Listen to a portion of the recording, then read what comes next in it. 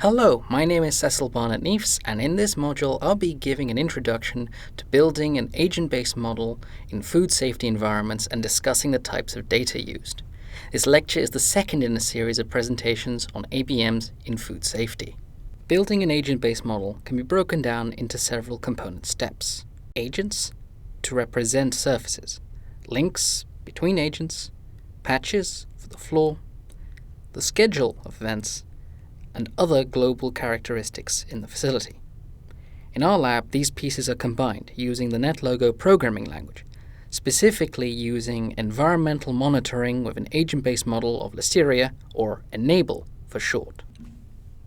In an Enable ABM, each agent has a minimum number of variables that need to be set. These include spatial data, surface data, zone category as per FDA hygienic zoning, a location group to classify where the agent is located and what functions are associated with that group, and cleanability, i.e., can this agent be cleaned during regular cleaning and sanitation operations.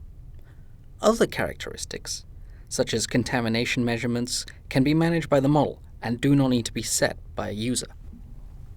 When assembled, these individual agents will have their own characteristics set to determine where they're located and how they interact with the model.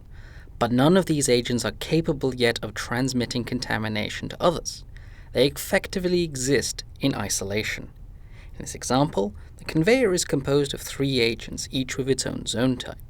The belt, which is zone 1, the frame, which is zone 2, and the feet, which is zone 3. Currently, however, contamination cannot spread between these agents. For this, we set up links, allowing us to designate pairs of agents where contamination can spread between. Links themselves are not agents, but rather represent a physical interaction taking place between 2 surfaces, like putting something down on a table where agents would be your hand and the table. 2 types of links are used, each with its own specific behaviors. Contact links are directed one-way links, so if contamination is present, it can only spread in one direction. This often represents physical movement of food materials across equipment, such as via conveyors or chutes, or employees picking up and putting down food materials somewhere else. Proximity links, in contrast, are undirected links, which allow contamination present to move in either direction between 2 agents. This is used to represent agents that may be physically close to each other or make frequent physical contact, such as pieces in machinery that are close by to each other, or doorknobs on doors that are in a frequent movement pathway for a given person. In this example, our conveyor belt has now been connected to a table manned by an employee. Though it is made up of individual agents, we can now connect up the agents within the conveyor with proximity links. The belt itself is passing food to the employee before being put down on the table, and represents 2 directed links, one between the belt and the employee, and one between the employee and the table, though this may also be replaced or supplemented with a proximity link, depending if the employee touches the table directly. The next component to assemble for an ABM are patches. Patches represent uniform square sections of floor space and the ceiling above it. A model using Enable can be broken down into patches of a very small size, but this can be computationally more expensive since more calculations would need to be performed for a greater number of patches. Each patch can represent one of several structures: open space, a floor wall juncture, a door, or part of a door if it's larger than a single patch.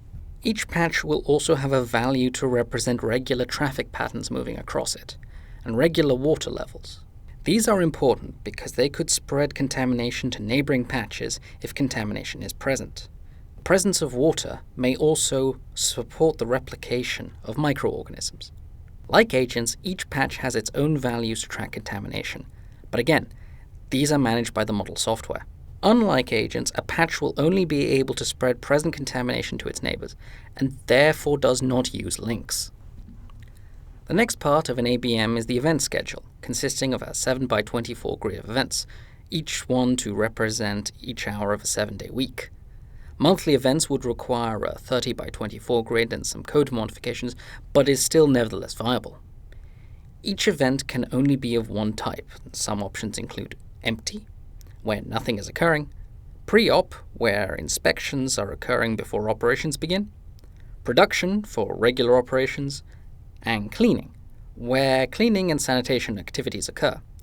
This is not a finite list, however, as other events can be created as needed. The final component needed are specific to the model as a whole rather than individual components.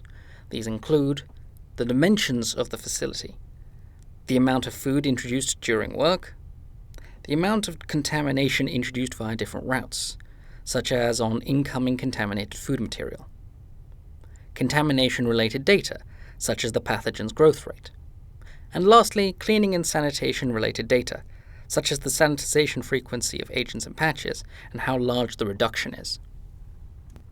Once complete, an assembled model will import data files with agent, link, and patch data.